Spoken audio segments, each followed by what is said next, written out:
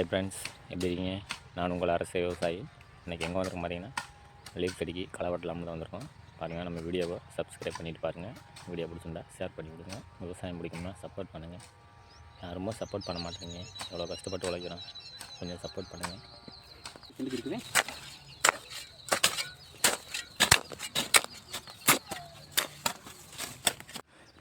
இந்த பக்கம் இல்லை, அப்படி இல்லை.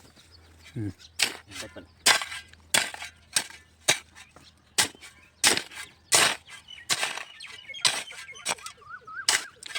அரச விவசாயி புரட்சிவரன் அவர்கள் களவெட்டும் தொழில்கள் விமாரமாக நடந்துக்கிருக்கால்.